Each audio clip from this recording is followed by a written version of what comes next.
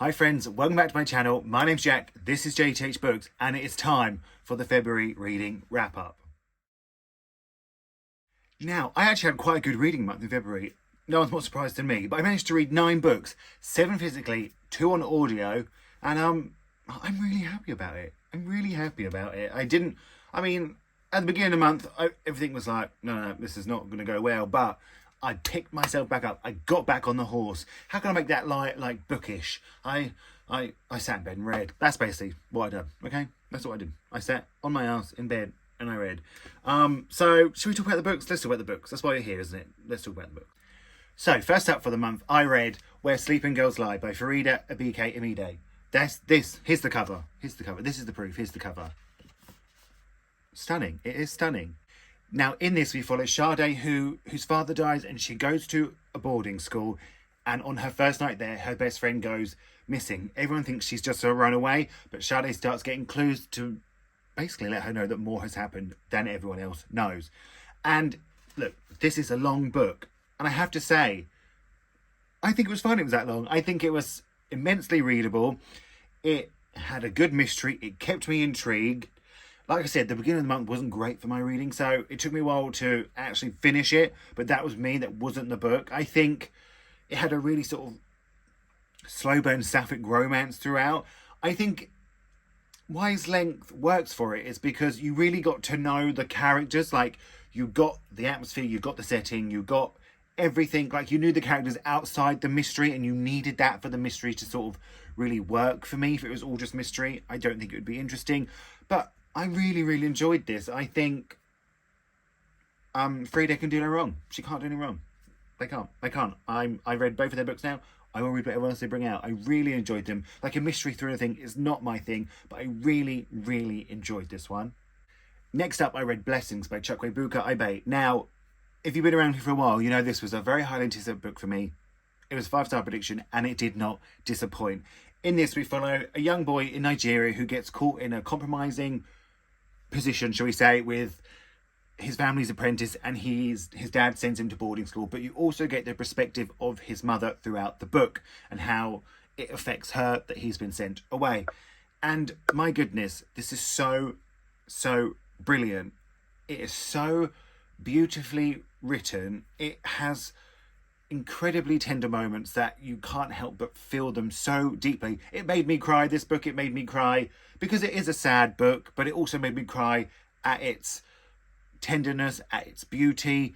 I kind of refuse to believe it's a debut novel. It is, but my goodness, the author is so unbelievably talented. I loved this book. I think it really captures the sort of the really fragile but yet somehow strong relationship between a queer son and a mother. I think that is one of the strongest connections you can have. And it was so brilliant. There's so much depth, there's so much life in this book. It was just my cup of tea. It has exactly what I want, sort of that soul searching, that emotion. I loved it. What more can I say? I loved it. I just thought, this is the proof copy. I've got a finished copy. I've got it somewhere. I don't know where it is right now, but actually I've copies. I have 2. I loved it. What did I tell you? I loved it. Next up, I actually listened to this one on audio, but I do have the book here. It is Sparrow by James Hines. Now, in this, we follow Sparrow, who is a young boy growing up in Spain in the Roman Empire, and he works at a brothel. He is a slave that works at a brothel, and you follow him throughout his life. Now, the audiobook is 17 hours long. 17 hours. And around 4 hours in, he is still a child. Not much has happened. It's just very much getting to know the characters, getting to know his daily life. And all I wanted for it was to move on. Just move on. And then it moved on, and I thought, my God, go back to being a child. Because it was actually a blessing to read that. This is very detailed, unbelievably detailed. I could paint you such a vivid picture of, like, the kitchen where he worked, because it was described so heavily. I know that's some people's thing. It turns out it's not mine. I don't need all that. It wasn't for me. In the end, he becomes a wolf, a sex worker, but he knows nothing about sex. And my goodness, like, if I had any more descriptions or any more, you know, I can't handle it. I couldn't handle it. Like, he had to go upstairs at one point where the work took place, and he went up there, and we got 4 different descriptions of what was going on in the room, but he knew nothing. He didn't know anything. He was like, what are they doing this? And I just thought, shut up. I didn't like this. And then it sort of gets a bit wild at the end. It had a lot of characters. I know, I gave it 2 stars. It wasn't for me. No, I didn't. No, sorry. And then I had my non-fiction for the month, and I read Somebody's Daughter, a memoir by Ashley C. Ford. I have been a fan of Ashley for such a long time, and this book didn't disappoint. I gave it 4 stars. It is Ashley's story of growing up, of her complication with her mother, of her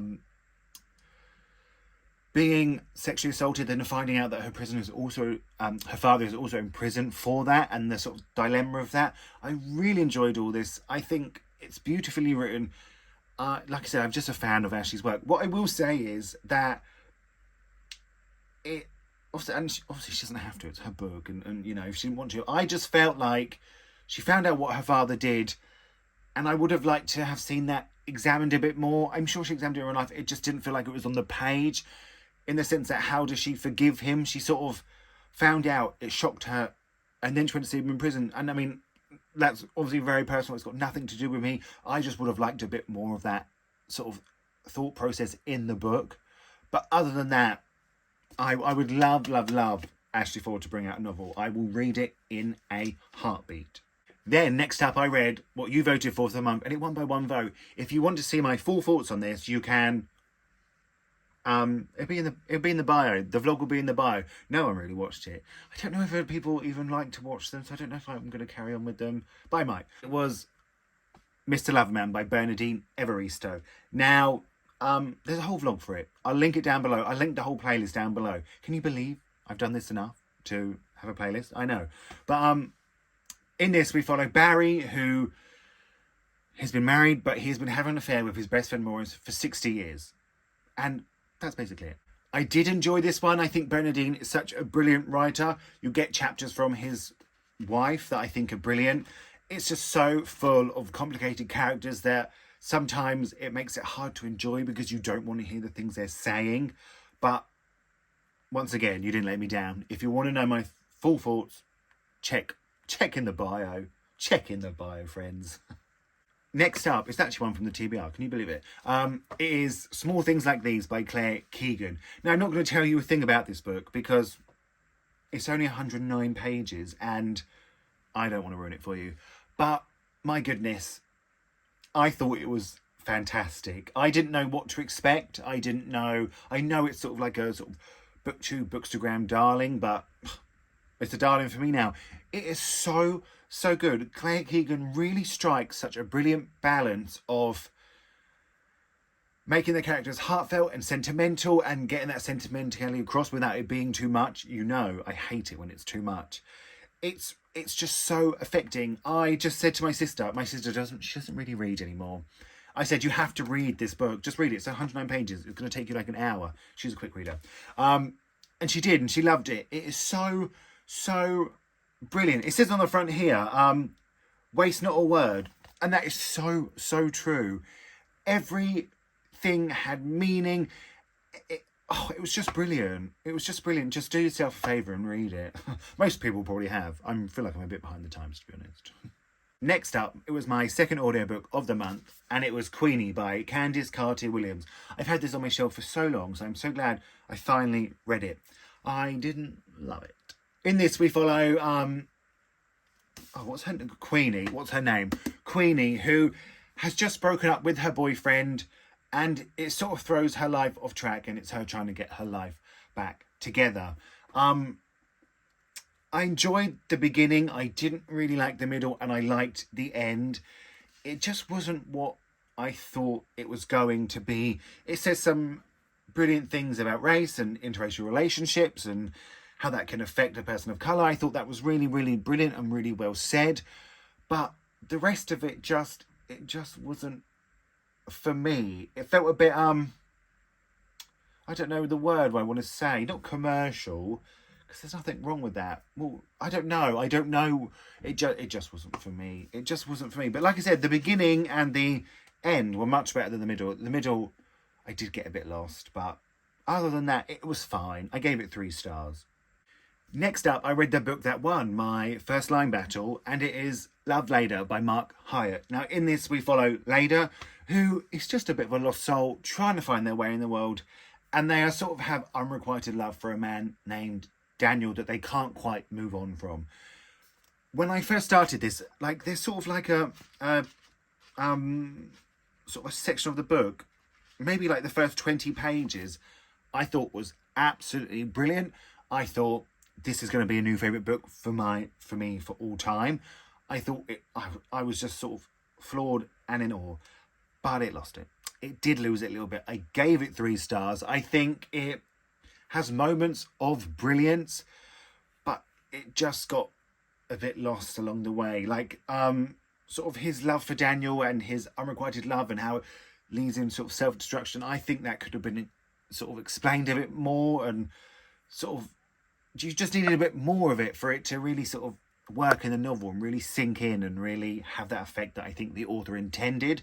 But I did enjoy it. I gave it 3 stars, and I'm so glad I've read it. But like I said, those first 20 pages, it was, the writing and sort of the story and what he captured was so brilliant. But it did lose it a little bit. Sorry. Bit harsh this month, aren't I? I'm being a bit harsh, but I have to be honest. You come here for honesty, I assume, unless you want me to lie. No, I know you don't.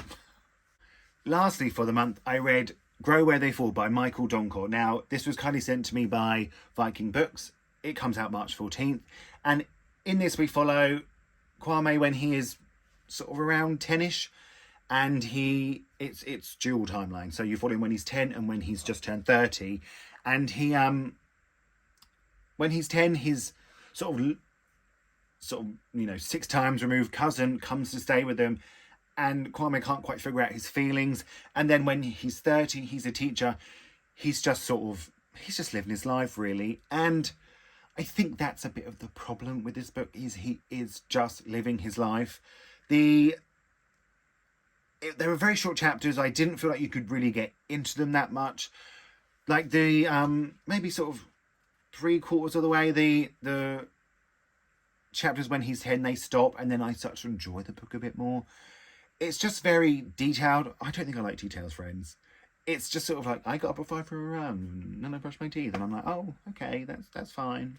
I like what it had to say about race and how it feels to be black in the gay community. I thought that was brilliant. It needed to be said. I thought it was great, but it was just a bit mundane. The story's a bit mundane. The writing was a bit mundane. Like I said, when you just got... And the end, I didn't see that coming. I didn't see it leading up to that particularly. I still not quite sure. I just didn't see that coming. I just didn't see it coming. It wasn't like a plot twist. It was just sort of how the story went. I don't know. It wasn't like a bad book. I'm not saying it's awful. I gave it 3 stars, but I just could have done with a bit more. I don't feel like the chapters when he was a kid led up to anything. They didn't even seem like the same person. I know, obviously, you're not the same as you were when you were 10, but I don't know with this one. I just wanted a bit more from it. I just wanted a bit more from it, really. So, there we have it. A month with a couple of brilliant books in there, a couple of brilliant ones, and then, a few average ones, shall we say. A few average ones. Let me know how many books you read this month. Let me know. Just have a chat. I know I say it every time, but I love to chat to you all. It's sort of my favourite thing. Feel free to like and subscribe this video. No, you can't subscribe this video. Like this video and subscribe to my channel. It really helps. It makes me smile. And I want to thank you all so much for watching. Let me know if you've read any of these, if you're going to read any of these. Like I say, just have a chat. It makes me happy. And I'm going to speak to you all really soon.